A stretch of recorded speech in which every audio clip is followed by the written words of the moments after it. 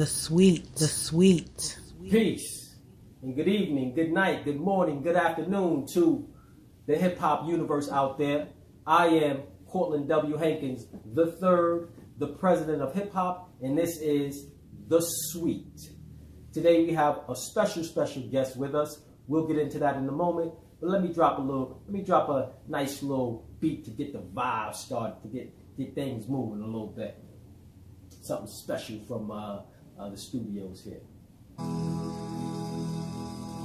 Oh yeah, that's what I'm talking about. Waiting for that kick to drop on the one. Again, let me talk a little loud. Mic check 1 2 1 2. This is Courtland W. Hankins III again, live from the Sweet right here in the South Bronx. And this goes out to the hip-hop universe all over, not only the globe, but interplanetary. You know, we rocking the planets, we rocking the universe, and we're educating. This is a socio-political platform where we talk politics, we talk education, we talk social issues, all with a hip-hop consciousness. Yes, that's right, with a hip-hop consciousness, y'all. Let me turn it down a little bit so we can get right into it with our very, very special guest today.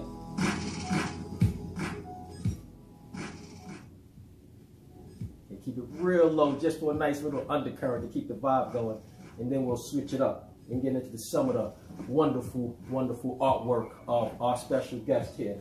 Today we have, I like to call him the lyrical laser, the string scientist he's also known as. He's a multi-instrumentalist. He has been doing, as he likes to say, or as others say as well, he's been, for the past 45 years, been utilizing himself as a cultural tool, right, to spread consciousness, spiritual consciousness, socio-political consciousness, and awareness, and educate through his artistic work and endeavors.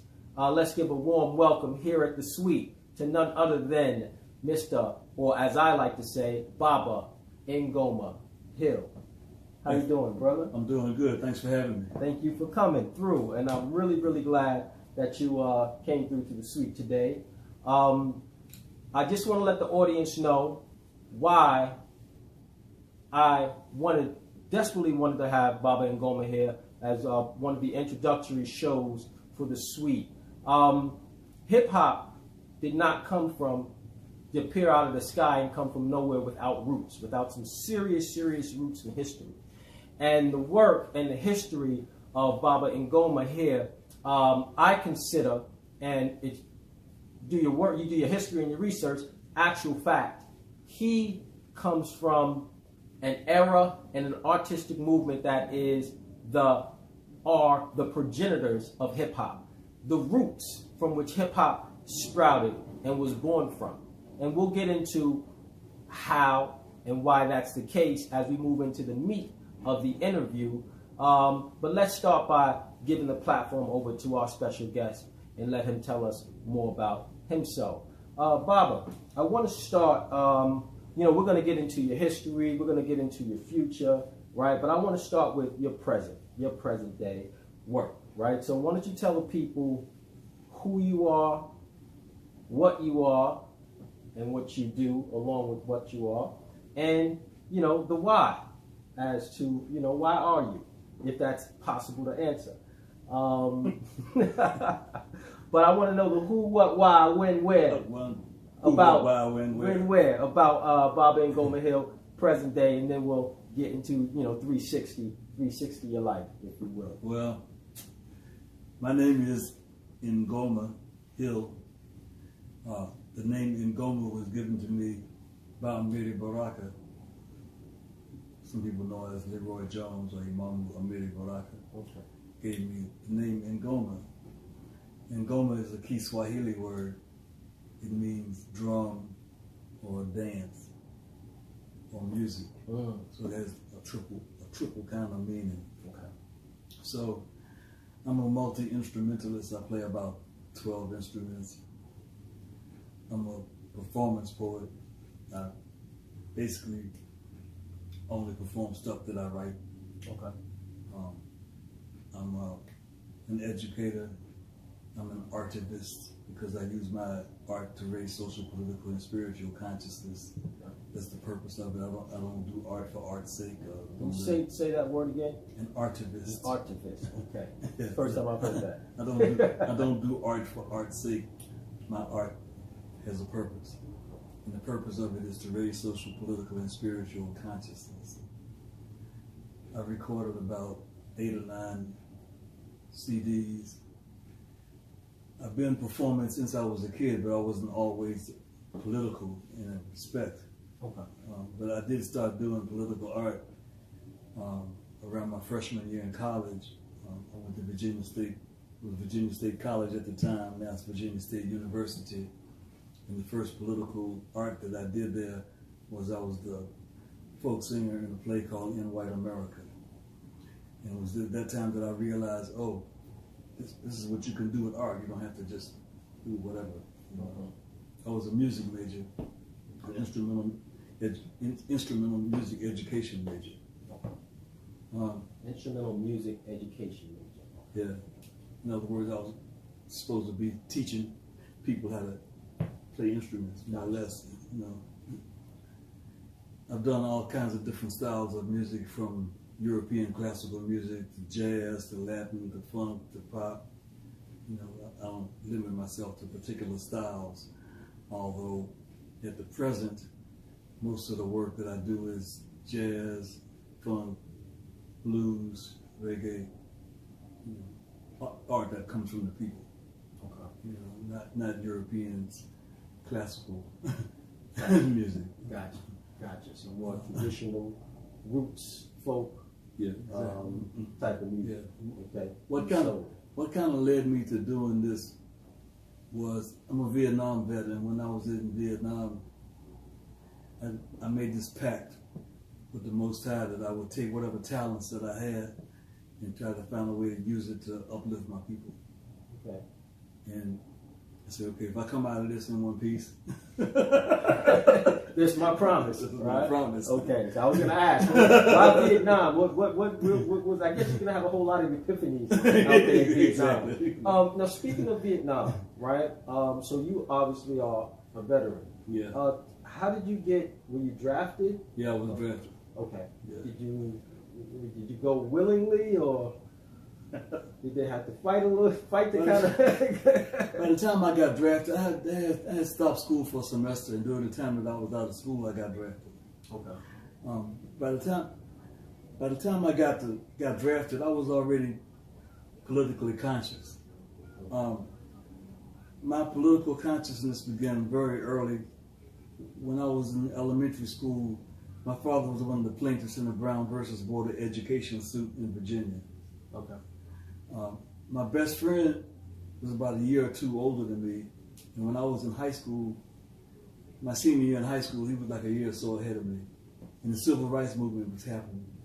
So he would call me up and say, "Yo, come on, go with me. We're gonna picket such and such a place. These stores and whatnot." So I said, "Okay." You know, I thought that was cool thing to do. Right. I was just beginning to be political, but it was just something to do, just to hang out. Okay, this is cool. This is what's happening now. I'm gonna go do that. Right. Understood. So we would go, and we actually integrated the stores and the schools and churches in Richmond, Virginia, in the early '60s. Okay. And that's where you're from. That's where I'm from. Okay. And then I continued to do that work when I got to college. So I was like opening the door to my political, you know. Gotcha. So it started as kind of like, oh, okay, it's a thing to do, you know. Kind of seems kind of cool. Hang out with the older kids, and talk to the girls. And you turned into. They wasn't paying me no money. Listen, whatever I can do to rally, right? Make it happen. But nevertheless, it opened the door to that experience. Excellent. So turned out to be a lifetime worth of work. Exactly. Okay. Now, you are from Virginia. Were you born in Richmond?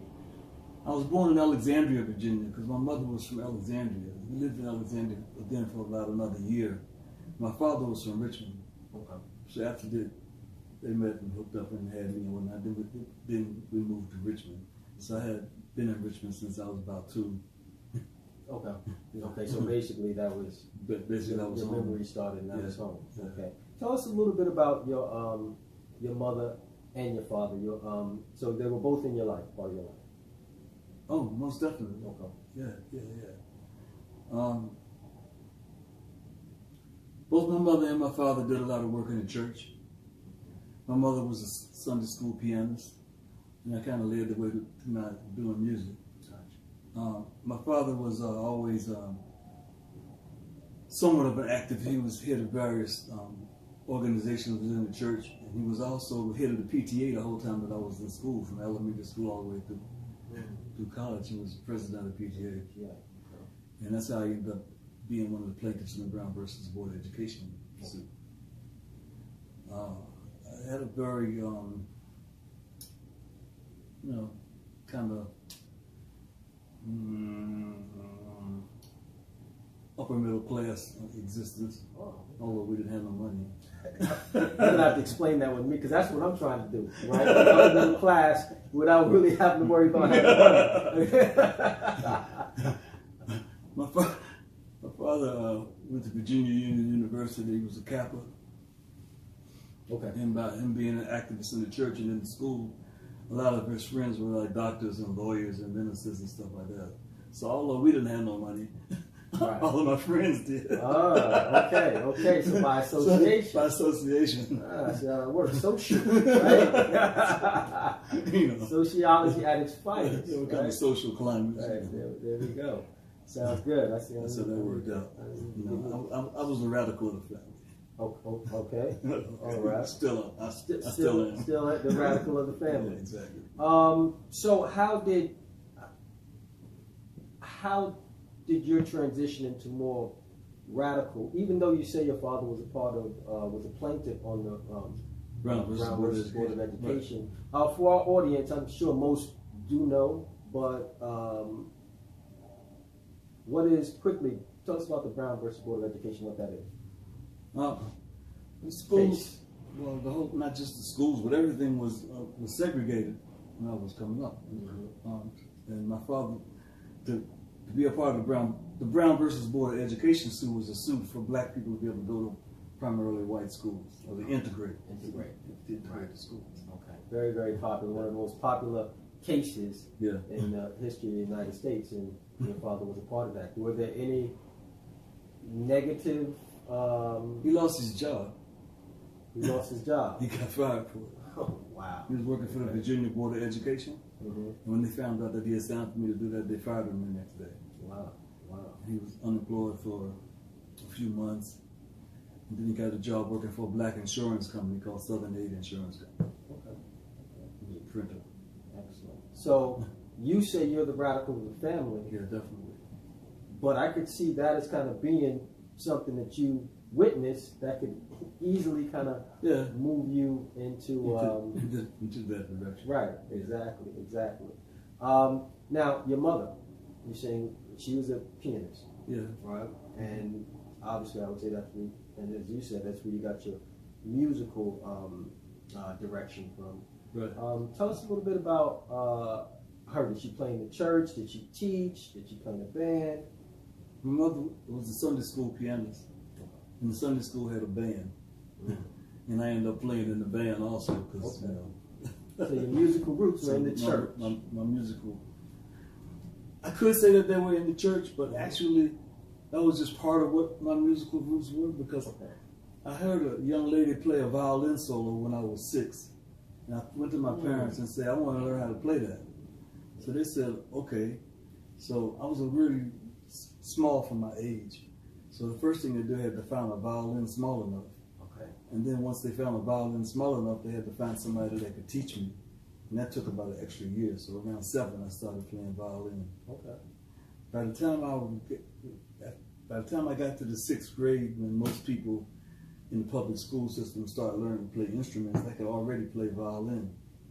So the teacher said, okay, well, I guess we'll teach you to play something else. So he gave me a flute, and I started learning how to play flute but one of the keys was broken on the flute. So there goes the... So I couldn't do that too long. Then my violin teacher said, well, since I was interested in music, I should learn how to play piano. So I started taking piano lessons. By the time I got to junior high school, my teacher again said, well, this is what we need. We need somebody to play cello. So I started learning how to play cello. So I ended up playing cello in the all-state orchestra. That was a high school thing while I was in junior high school. The high school that I went to didn't have an orchestra. They only had a band. So I ended up learning how to play baritone horn.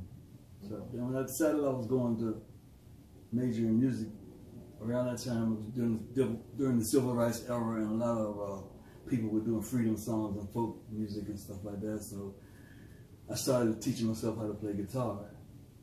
When I got to college, I could already play these instruments, so I had to take another string course because I was a string major. And I had always wanted to play, always liked jazz. So I ended up learning how to play upright bass because at that time I had gotten big enough. Gotcha. My hands had gotten big enough. They didn't have to find a special size bass for me. So I played bass in the dance band. We had an 18-piece dance band. We used to play for the ROTC balls and stuff like that. And then I was in ROTC. I was in the marching band. I was in the concert band. I was in the orchestra. So I got to play a lot of different styles of music. I played also in the opera workshop. Oh wow! Okay, so you're very diverse. Yeah. So, were there what did you enjoy listening to? What artists, popular artists at the time, or maybe not even popular artists, but artists of that present day, did you enjoy listening to? I always listening to music. I like rhythm and blues. Okay. I like straight up blues. I like jazz. I like funk. I'm not really fond of European classical music. Okay. I played it because it was required. Okay. But not because that's what I wanted to play. Elastically required. In fact, to show you the dichotomy of what was going on at the time, there's a brother some of my listening audience may have possibly heard of a pianist named Joe Bonner that he used to play with Pharoah Sanders. I know Pharoah Sanders, love him, but Joe Bonner? Joe Bonner was a pianist with him for a short period of time. Okay. And Joe Bonner went to college with me. Producers, samplers, Joe Bonner. Look that up. Do the history. Okay, let's get back to it. And we started this group called the Avant-Gardes, and we were doing like avant-garde jazz or free jazz. Right. This is like the early 60s. And the music department in a so-called black institution said, y'all can't play that noise and say it's music and go out and represent Virginia State College. No, right? So it got to be a bit problematic. Okay. Yeah. So where are we now? Avant-garde yeah, jazz. so I did that for a while. Okay.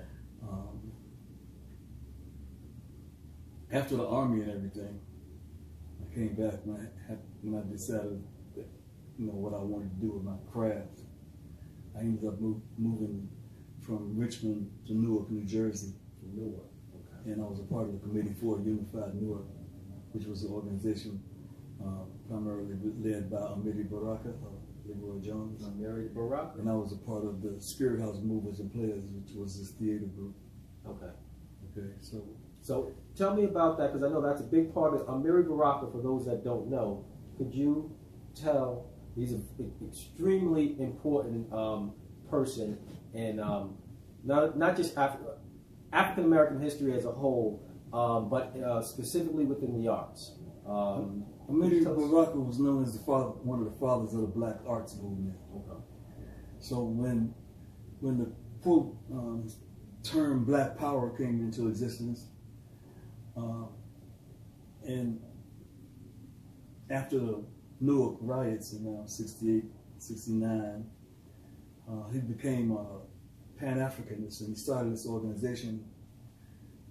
It was an organization called the Black Brotherhood, and it evolved to the Committee for Unified Newark, and then the Congress of African People. And Baraka was spearheaded it, and a lot of artists were a part of it, like Sonia Sanchez, Askia Torre, Carolyn, I Saki Matabuchi. Right. He was doing Donnell Lee was doing Saki Matabuchi. Right. Marvin X. Okay. All of them started what was called the Black Arts Movement. Baraka was before that. Okay. Excellent. He was a playwright and a poet, and he was a poet laureate from New Jersey for a quick minute. Mm-hmm. It was right after 9/11, and he wrote this poem called "Who," and the powers that be didn't like what he was saying and whatnot, so they took it from him. They took that title from him, huh? Yeah. Back to being poet, Right. as far as they were He concerned. was a college professor also. Very well known. How did that, and I know it was the Spirit House Movers and Players, right? And that was part of the theater, so were you That was part of the theater group. Were you acting as well as? I was doing music and theater. And theater. Yeah. Okay. And how was it, how did that, being a part of Amiri Baraka's organization, how did that, how did that shape your development as Ngoma? And you say The organization itself was a Pan-African nationalist cadre organization. Primarily in the beginnings, during the time that I was there, it functioned under the ideology of Kawaida, African tradition and reason, that was propagated by Balana Karinga. It later evolved into a Marxist-Leninist Maoist organization. Then it kind of dissolved, but it set the parameters of what my political thought was in that regard. And then working with Amiri by doing the plays and the music and stuff, primarily we were doing his work. But even within the context of that, I was allowed also to do some of the stuff that I was writing. When the organization dissolved, for lack of a better term, I had met a sister in the organization. Her name was Jaribu, and she was the next in command of the women's part of the organization. So we ended up in a relationship, and I had 2 kids with her. But we also created a duo called Serious Business. Serious Business. And we did what we call contemporary freedom music. And we performed. We toured Europe about 4 or 5 times, and we did 3 albums under the Folkways label. The relationship and the duo eventually petered out. We actually broke up, and I decided to reinvent myself. And during the time that I was doing Serious Business, I was also writing poetry. And initially, I was supposed to do the poetry as a part of what we were doing, but we got so the music got to be so popular. I didn't get to do the poetry. So I said, okay, well, when I got all this poetry, I might as well start performing it. So I started performing that, and so. The years we're talking about, the Baraka's organization was like around 71 to about 74. Serious Business was from like about 78 until 92. We performed for some pretty interesting events, like the largest anti-nuclear rally ever in the United States for 1 million people in 1982. Where was that? In Central Park. In Central Park. Yeah. Okay. Who else was on the? Pete Seeger, Sweet Honey in the Rock, Jackson Brown. Million people. Yeah, 1 million people. How did that feel? What was that energy like? That's the amazing. energy was really tremendous. I can imagine.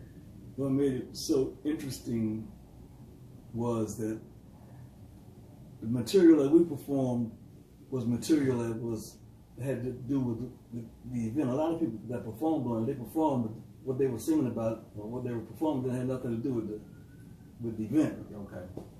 But since the purpose of our music was socio-political, the music that we did was socio-political too. So we got picked up on the news.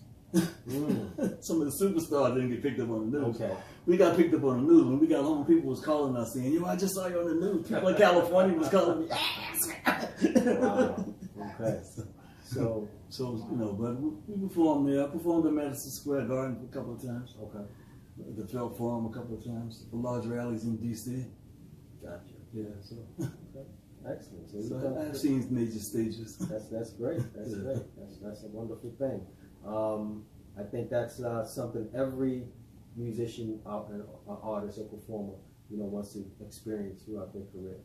One of the interesting things that you were talking about, though, was like the roots of hip hop, Mm-hmm. and how we happened to come to that. A lot of people think that hip hop started in the South Bronx. Okay. You hear people say, "Oh, hip hop started in the I'm South one of those Bronx." that say it, but But I wouldn't say that. We are, a French term was a griot. The Africans were called griots, or the storytellers. But the Wolof name for griot is a jelly, DJELI. Okay. We were griots and we were jellies long centuries before we started doing hip hop. Okay. The earliest, closest thing to hip hop that I first heard was Langston Hughes with a band. Okay. Okay. Then after that, the next thing I heard was Amiri Baraka's first. I don't know if it was his first one or not, but his album that came out around '68, around the time I got from Vietnam, was called Black and Beautiful Soul and Madness. Then soon after that, I heard The Last Poets. One album was called Right On, and the other one was The Last Poets. And once I heard them, I was like, yeah, this is what I want to do. And all this predated what you think of as classical hip hop. Exactly. So, Well, as I say, what we consider hip hop now, we give it the birthplace is the South Bronx, but one of the major points is, like you said, there were roots, and these are traditions and ways of expressing our arts that predate the South Bronx, that predate the United States, right, of America, Exactly. and go all the way back probably to the very beginnings of human civilization, right? Exactly. It's just something that all cultures had an oral history, Mm-hmm. But our oral history also included music and song and rhythm, Right. which led up to what you call hip hop today. Exactly. Right. So let's get into a little bit about the instruments that you play now. Okay. Primarily, my primary instrument, since I have been playing it the longest, is violin. Right. I play violin, I play bamboo flute, I play 12-string blues guitar, I play 6-string guitar, I play bass, I play yidaki, which you know of as a didgeridoo. I play hand-pan tongue drum, I play bata. Hand-pan tongue drum. Yeah. And the yidaki. Yidaki, which okay. you know of as a didgeridoo. Right. Okay. I play banjo. Banjo. Okay. Yeah. All right. So that's like you've been through the whole. So those are the instruments that I'm playing now. Right. Okay. I have played some other instruments, but I don't own them or play them anymore. Right. So that's what you're I play playing on bass. some of your current work. Yeah, my current work does. So I want to talk about your current album or some of your current works that you have out right now. Okay. Okay, let's get into your current music. Right, we have here on display a few of your albums or CDs or projects, if you will. Right. Right. We have this up. Put it in front of the camera here. This is Lessons from the Book of Osayama. Osayemi, Chapter 1. Yes. Right. We have Lessons from the Book of Osayemi, Chapter 2. Lessons from the Book of Osayemi, Chapter 2, Spirit Blues Prophecy. Right. We have your latest, most current work, Conversation with Conversations with a Shoe. And this one here, Music for My Soldiers, which is a compilation work. It's a compilation of work done between 1999 and now. Okay, excellent. I want to focus on your latest album, which is Conversation with a Shoe. Mm-hmm. Who are you conversing with? Who's a Shoe?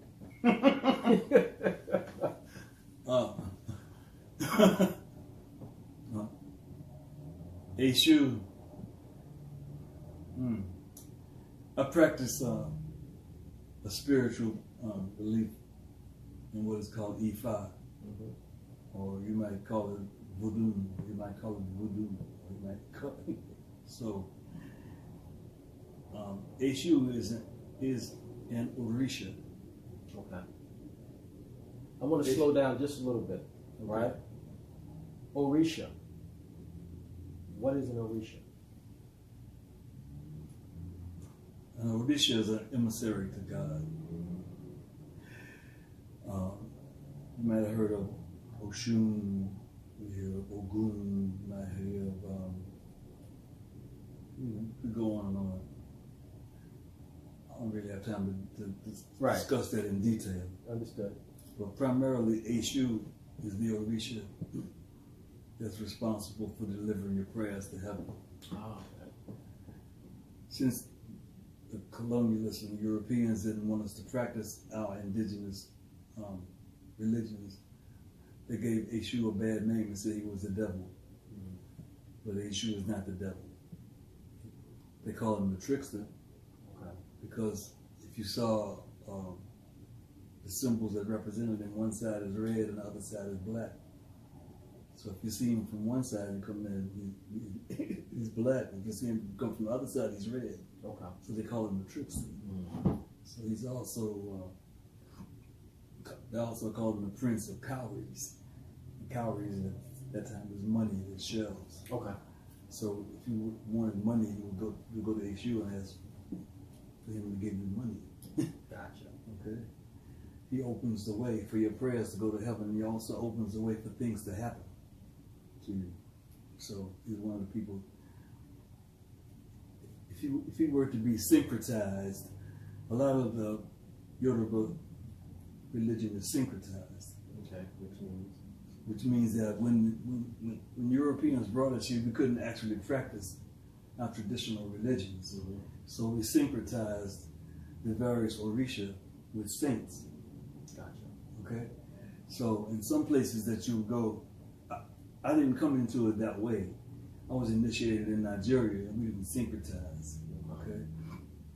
But if you live in, have to kind of put a false face, right, different face in front of it to kind of disguise it. But if you practice the practice that came out of Brazil, which is candomblé, or out of Cuba, which is lucumí, you know, there are various names for religion. Santeria is another name. Okay, but they syncretized the Orisha with saints so that the slave master wouldn't know what you were practicing. So you would put, say, like Saint Peter instead of, like I'm a priest of Obatala, and Obatala would be Jesus.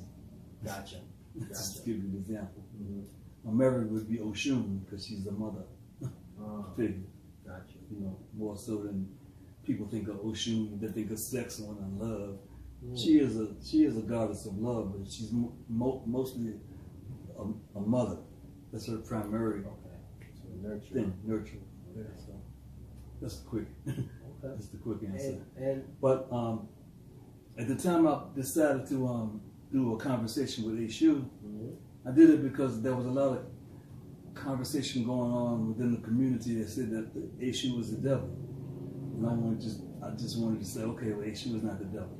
If you have a conversation with him, that's what you would be talking about. So it came up to be conversation with Eshu. Well, I want to load it up. Sure. All right? And I want to play conversation with Eshu so that we can hear what that conversation is sort of like. Conversation with Eshu is a blues, straight up blues. It's a down home kind of Mississippi blues style, played on a 12-string slide guitar. Okay. Yeah. The reason I chose that is because a lot of times people talk about Eshu and they talk about the crossroads because they talk about musicians going south to the crossroads and making an offering to Eshu. And a lot of people say they sold their soul to the devil, but that wasn't what they were doing. They were making an offering to Eshu.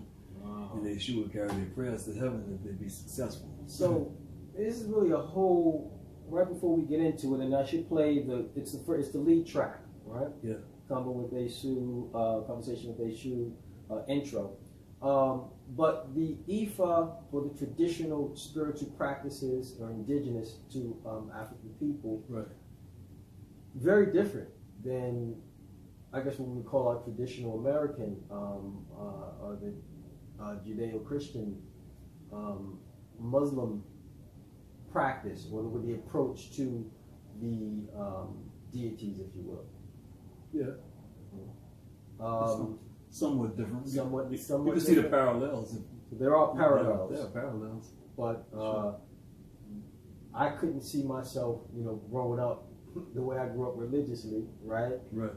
At that time, having a conversation with Anybody. Besides Jesus. right, exactly.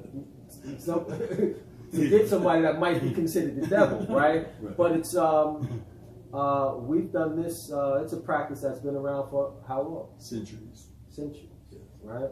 Long, Centuries long time. before Christ. Centuries before Christ. Yeah, Predates Christ, but that's a all whole of other that. conversation. Okay, so it's ancient. We're ancient, right? Definitely. Well, let's get into the music. Let me turn it up a little bit and let the people hear a little bit of the music here. This is Conversation with a Shoe, lead track from Ngoma's album. Where can it be found? It's available on CD Baby. It's available on iTunes. It's available on Spotify. You can hear some of it on YouTube. You can buy it from me if you happen to come to a gig that I do. Okay, excellent. Yeah, it's available on Bandcamp.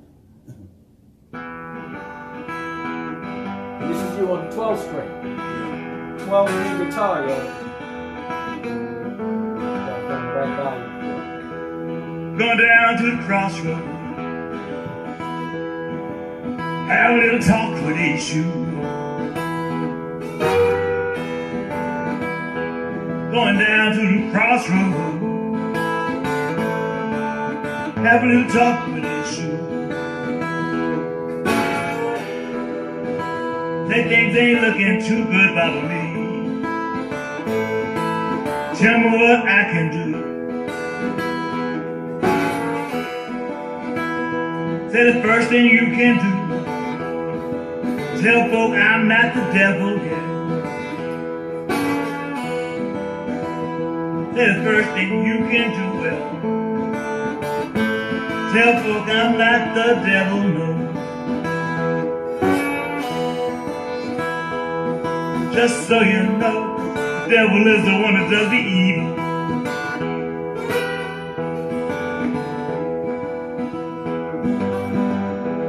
But I know that's the truth. That's why I sing this song. But I know that's the truth, yeah, yeah, yeah, yeah. That's why I sing this song. Just so you know, I'm the one who determines what's right from wrong.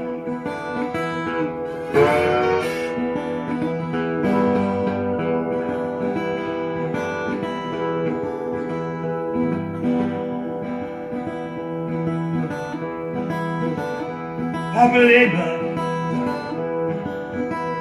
laureate, what's your occupation? Papa Labor, laureate, issue, what's your occupation? Say I stand at the crossroads, delivering your prayers from earth to heaven.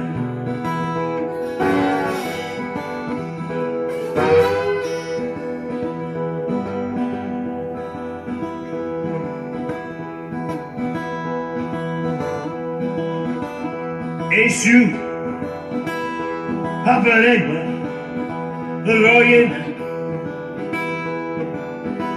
How did you get such a bad name? Oh, Papa Labor, the laureate, issue, Papa B. How did you get such a bad name? Said the real devil worshippers need somebody to blame.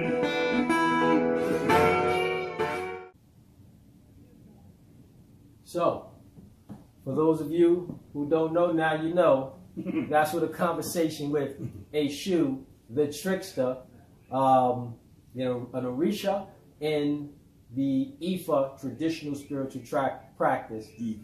Ifa, right? That's what a conversation, typical conversation might sound like, or at least with Baba in Ngoma Hill, y'all. So that was pretty amazing work, lyrically and on the 12-string guitar. You know? Back to Ifa, and then I want to play something else too, and I'll let you choose off the Conversations album. Do you think it's important that Black people here in America or in the Americas get in touch with traditional African practice? Yeah. And why? Because it's where they came from. It's their roots. Before you go forward, you have to, there's a term called Sankofa, it means to look back, to find out, where you came from, what preceded you, Right. what's the roots, and then compare with what's going on, what people tell you is going on. And yeah, so it's very important. Okay. So do you think it's, I know in growing up in school and even some of my years teaching, right, I've learned about the traditional European practices, going back to Greeks, Romans, and I've never heard until my recent adult life of, the practices that of Ifa, the Orishas, some of the names, Eshu, Oshun, Obatala, Chango. I didn't hear about them, and the Europeans that enslaved us wouldn't allow us to practice our traditional religions. A, because they didn't understand it, and then the other thing is when you're captured by another people, they want you to practice. They want to force you to see the world the way they do, right, so that they could continue to oppress you. Right. And that's so it's important for us to know that that's not what's going on, and the stuff that they told us was only meant to control us. Right. I remember seeing the movie Troy with I don't know why his name escapes me, but Angela Jolie's, it was Brad Pitt, right? And then I think he played Achilles, and when they conquered whatever civilization they conquered, I think it might have been was it Greece? I can't remember, Trojan Horse, whatever the case is. He chopped off the head of their statue of their god and says, "We will erect our own." Okay. Right? Which made me think of, I guess that's a part of conquering and taking over, or conquest and oppression, is that you replace your own spiritual practice somebody else, or image of God, right? Exactly. with as the point of reference to the Most High, or to that energy, right, which keeps those in control of that particular practice. Right. Whoever's the conqueror, you got to bow to their God. Exactly. Which kind of keeps them in place if you get conditioned to kind of follow that. Exactly. Right. Makes it hard to replace them. Take your name, take your dress. Yeah, and I don't mention that. They replace the name of your God and then replace your name, right? You everything. You saw roots. He couldn't be Kunta Kinte. Right, exactly. Toby, until eventually, I just watched that clip of that on YouTube the other day, and it was powerful to me of how they whipped him until he accepted that name, Toby, in front of everyone. Right. And we carry these names to this day, which is a whole nother story. Which is interesting because within hip hop, we still sag our pants to this day. Yeah. And let's talk about the history of that. Well, let's talk about the history of that, right? I was going to mention how in hip hop we change our names, right? We take up, we self-create and kind of take up another identity, right? Yeah, fortunately or unfortunately, depending upon how you want to look at it. When hip hop first became very popular, the names that we chose were positive. Right. Mm-hmm. And once hip hop got taken over, then we started choosing gangster names. We started choosing styles that degrade us. A lot of people say, well, where did this style come out of sagging your pants? During slavery, the slave masters beat us and raped us. And they called it breaking a buck. And after this happened in front of the whole community and whatnot, the slave had to wear his pants hanging low as a symbol that he had been broken. Mm. A lot of people don't know that. They think it's something that started in prison. Right. But it didn't start in prison. I didn't know that one. You know, so the fact that you're wearing your pants sag low means that you had been raped and that you were broken. Mm. So you think, okay. You think we've somehow been reminded of that somewhere, somehow, subconsciously, once hip hop culture was taken over. Exactly. So in terms of the roots of hip hop, so pick your pants up. Pick your pants up, right? Okay, I want to talk about the politics of the day, of today, and where do you think we are, specifically from a black perspective, right, or an indigenous perspective, black and brown perspective, if you will.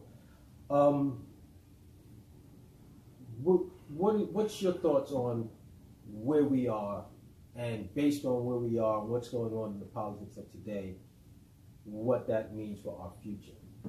Well, I think we are at a point that society is in a decline. And it needs to be built, but it's not going to be rebuilt until the decline is complete. Mm. So we're kind of like on a downward slope, if you can imagine a basketball. Okay. That you dribble the ball, the ball's going down, and once it hits the floor, it's got to bounce back. Okay. I think we're going to decline. Okay. When it reaches a certain point. Then, and how do you envision, and I know, you have a crystal ball, but how do you envision that bounce back, and how does that bounce back include us?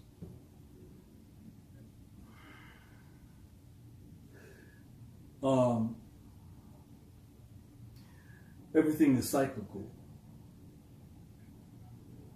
And at one point, we were at the top of the cycle. We rule the world. Mm-hmm. And as things go around again, at some point in time, we will rule again. Okay. That's a quick... Now, do you think it's the cycle of rule, oppression? You can't have rule without oppression.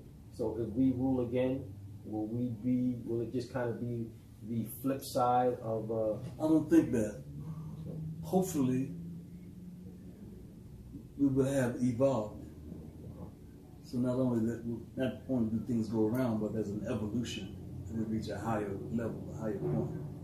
And hopefully, as it goes around again, then we will have evolved to a level that we realize that the earth must be sustained. Right. That we must cooperate, balance, and have more balance. What are your thoughts quickly on education, in general, as it pertains to our community? In general, I think we have to be careful about what education is. Okay. Whether you're being educated or whether you're being trained. If you're getting information and you're being so-called educated, then the question is, what is the purpose of the information that you're gathering and what do you want to do with it?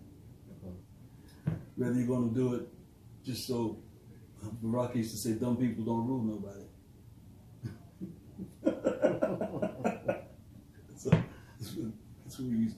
I taught music and art in the African Free School, and the African Free School methodology when I was in Newark, in this organization. And one of the things we says, dumb people don't rule nobody. So once you get information is power.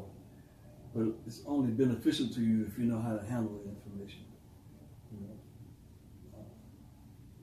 How do you think, what's the best way we as a community can be taught how to, first of all, disseminate the information, and then how to utilize it? Are the schools? I think the if best you learn how to means of disseminate the education? information, you can figure out how to use it. Okay. But if you don't have the information, you don't know. You know, if you don't know anything, then you don't know that you don't know anything. How important do you think art is in terms of the dissemination of information? It's very important because I don't think that we learn from the books. Okay. We learn from hands-on experience. We learn from what we do, not just what we read. Right. Our learning process is different. Okay. So to figure out the best way to utilize that. Right. When you say our learning process, are you talking about humans in general? I'm or talking about people of African descent. people of African descent, of that culture?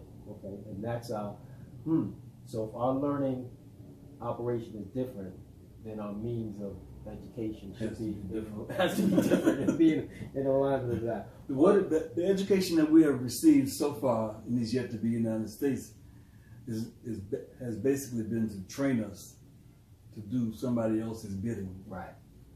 So once you learn, oh, I could do this on my own. I don't need to do that, or then it's different. Right. It's a different ball game. Which, and maybe not as much nowadays. I still think it's a part of the hip hop culture. That was a big part of it.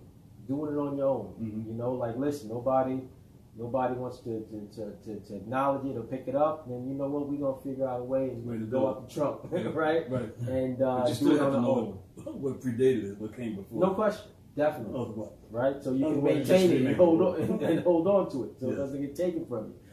And that's again a very, very important piece of how do we hold on and maintain is something that we create and that is of high value. Mm-hmm. Right? What are your thoughts on reparations? Start with that. Reparations is we need to be paid for the work that we've done. It's as simple as that. Okay. You work, you build, you grow things, whatnot, you create. You need to be paid. Is it realistic? Because they say the number is up somewhere up into It depends. multi-trillions. It depends upon what you want to accept in retribution. There's different ways you could be paid. So we have to figure out what that would actually mean. Would the reparations mean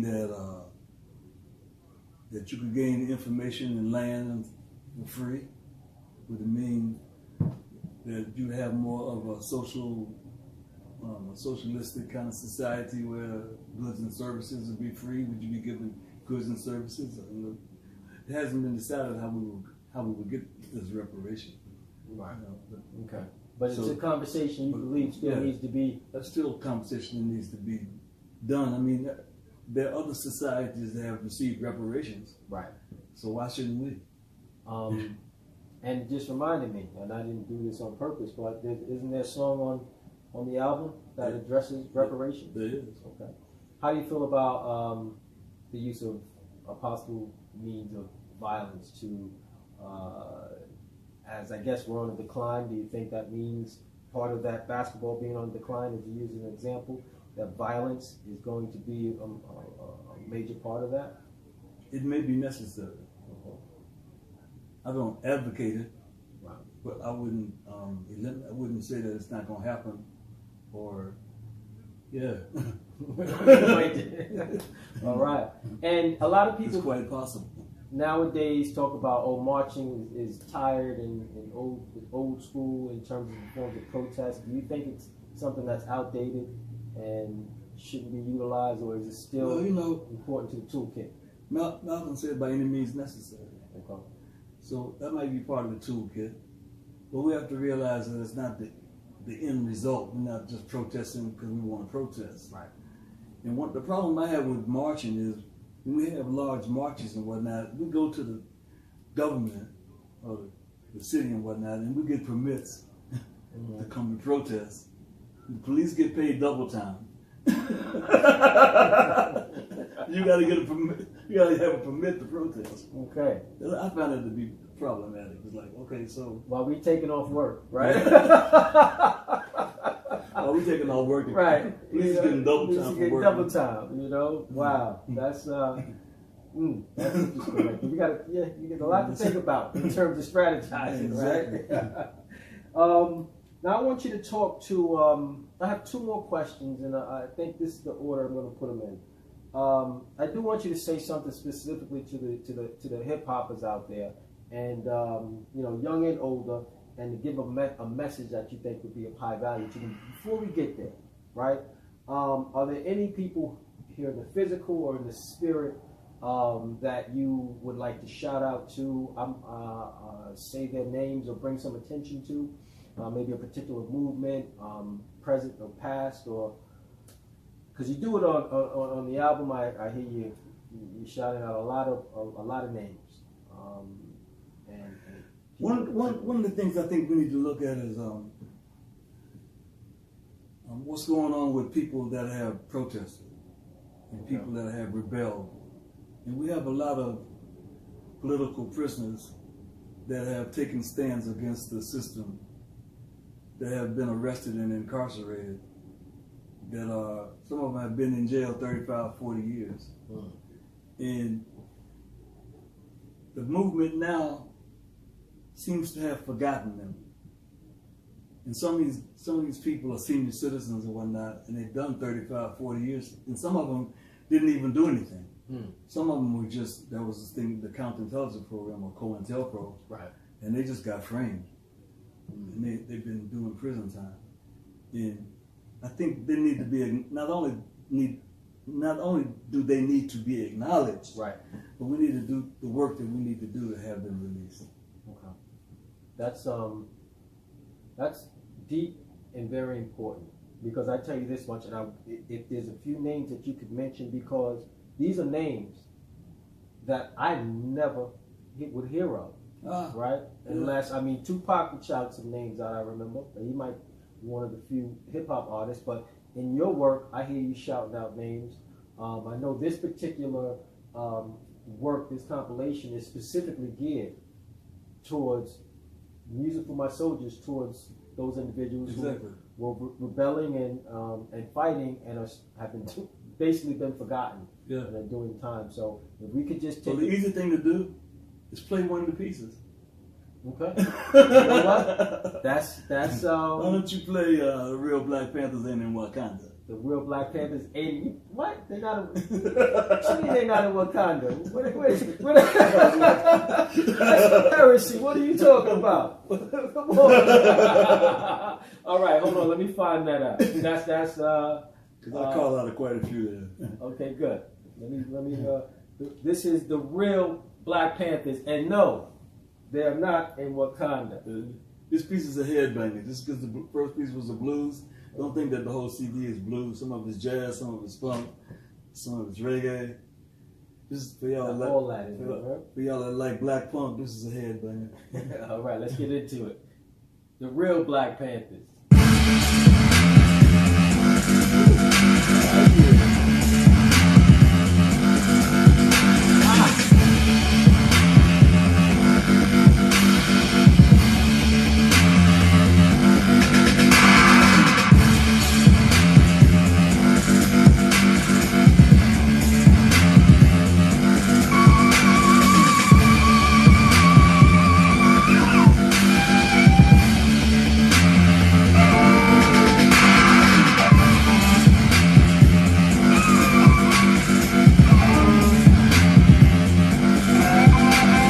The real Black Panthers ain't in Wakanda.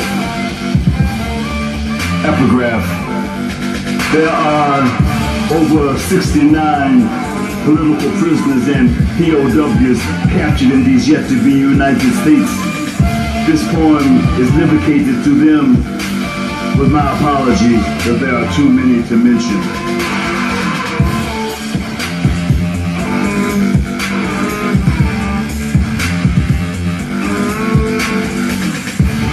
Real Black Panthers never had vibranium.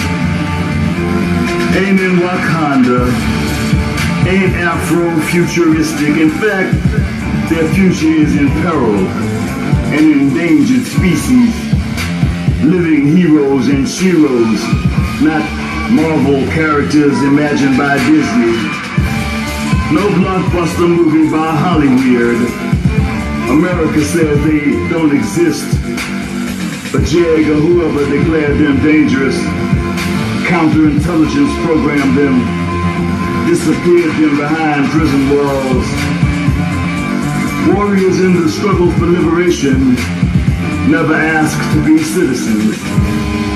Righteous soldiers, they did not wear uniforms. Guilty only of taking a stand to free the land, framed by a system that refuses to acknowledge their sovereignty. Go and tell the children, tell them we have real heroes that lived and died for freedom. Call them by their name: Fred Hampton, Little Bobby Hutton, Safia Bukhari, Herman Ferguson, Bashir Hamid, Zaid Malik Shakur, Geronimo, as in G. Jaga Pratt. Just a few who died too soon, like Kouassi Balagoon. There's no need to make shit up. Many still languish behind the walls, heroes and sheroes standing tall. Mumia Abu Jamal, Russell Maroon Schultz, Matulu Shakur, Jalil Mutakim, Robert Seth Hayes, Imam Jamil Alamin, Bouchel McGee. Some locked down almost half a century. Yes, my friends, there are real Black Panthers. This is only a few that need to be free, and they damn sure ain't in Wakanda. What's the call? Freedom all. What's the call? Freedom all. What's the call? Free 'em all, free 'em all, free 'em all, free 'em all.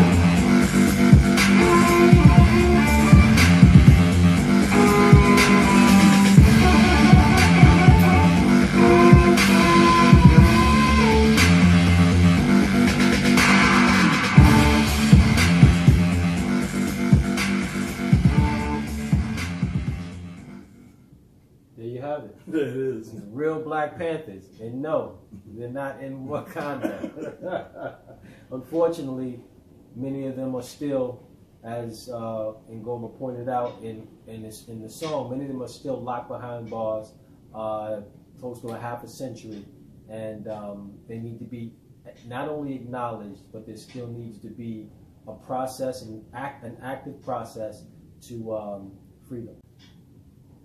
Baba, talk to the hip hop universe out there, because they're powerful in terms of their reach and in shaping consciousness and awareness. What would you like to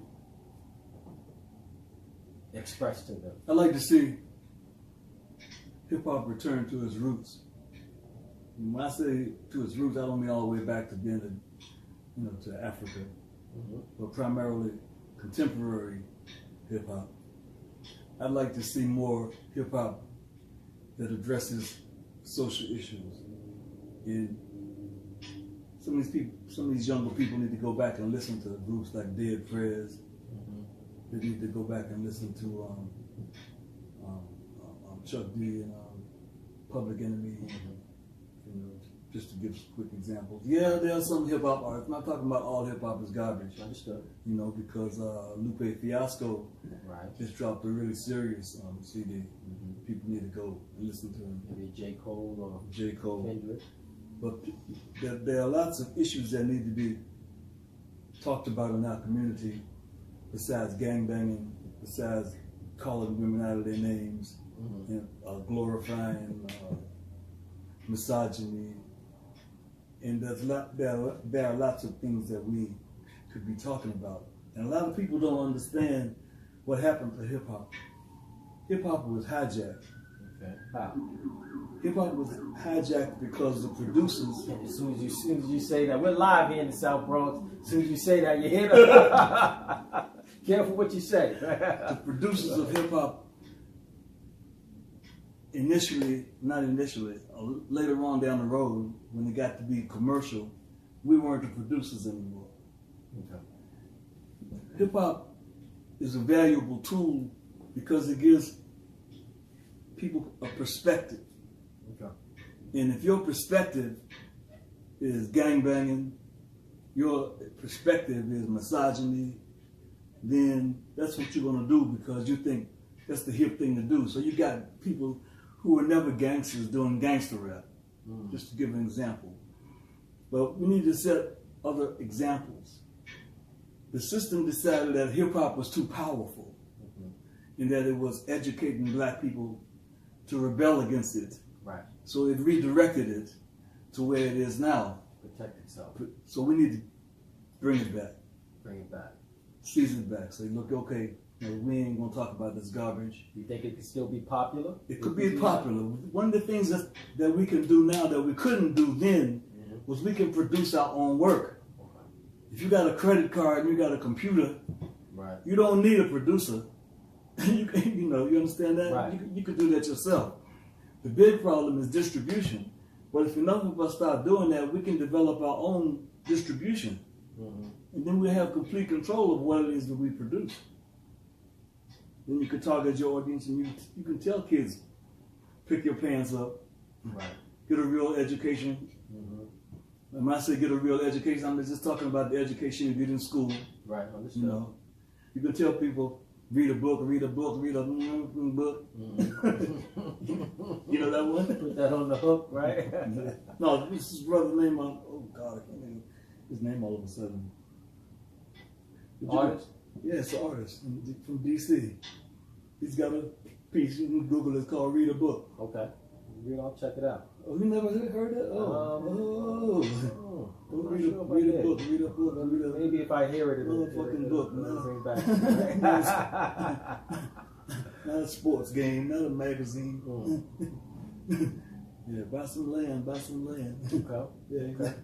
Like that, yeah.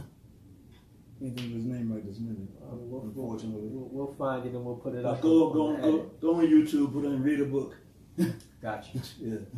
All right, well, hip hop universe, I hope you paid attention. I hope you took some notes on what the Baba here, the message that he spread to y'all and the words that he said. And again, as we're going to the tail end of this interview here and the time that we spent a little extra time and necessary extra time with the poet, the multi-instrumentalist, the string scientist, what are some other words that I can use to express the historian, if you will, and the tool that can be used to build and destroy, and the archivist, Mr. Baba Ngoma Hill. So, thank you again. Thank you for being a part of the suite. Right here in the South Bronx, Baba Ngoma Hill.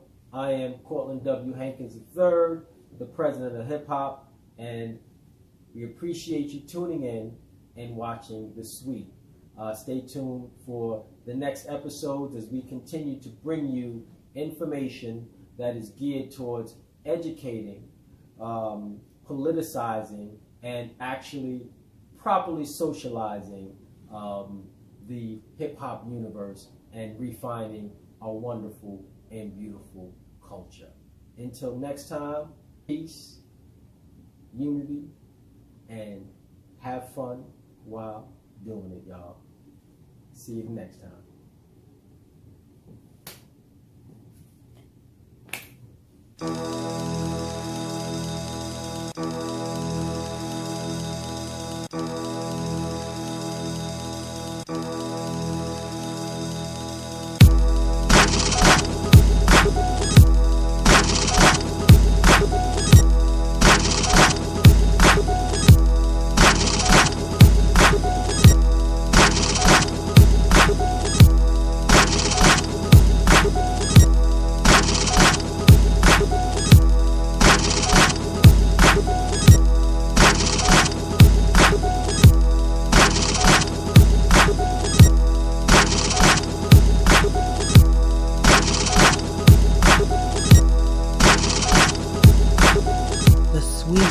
sweet.